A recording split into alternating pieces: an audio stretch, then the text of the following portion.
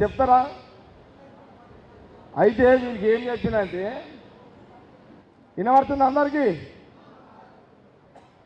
వీళ్ళకి ఏం చెప్పినంటే, అరే 4 ఏళ్ళకి గెలవాలని, ఇక 4 ఏళ్ళ సంగతి తర్వాత సరే, ఆ గెలుపు ఓటమి సంగతి వదిలేసాయి. గెలవాలనుకున్న వానికి నేనే చెప్పులు వేసుకొని తిరుగుతున్నా.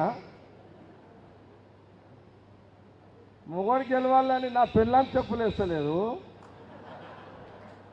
నీకెందుకు రా అని అన్న వీళ్ళకి. ఇప్పుడు నీ కాళ్ళెందుకు ఖరాబ్ చేసుకుంటావురా?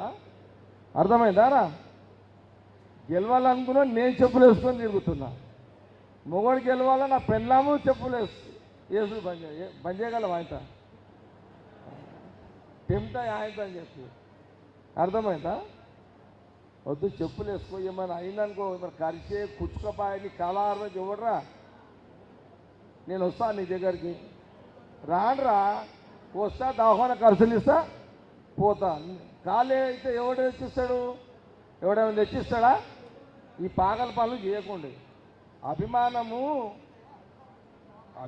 ఉంటే, ప్రేమ ఉంటే మీరు బతుకుండి నన్ను బతికిపోయింది. మీరు బతికిపోయి నేను బతికేం చేస్తారా? అర్థమైందా?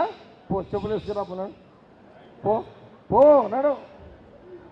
సేటు కూడా బూట్లు వేసుకొని తిరుగుతున్నాడు రా నాయన. ఆ ఆంజనేయులు కూడా చెప్పులు వేసుకొని తిరుగుతున్నాడు.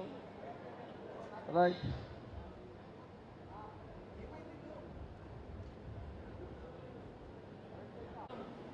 సరే, ముందు కూర్చుంటాడా భాస్కర్ రెడ్డి? నరసింహారెడ్డి నువ్వు ముందే కూర్చోండి.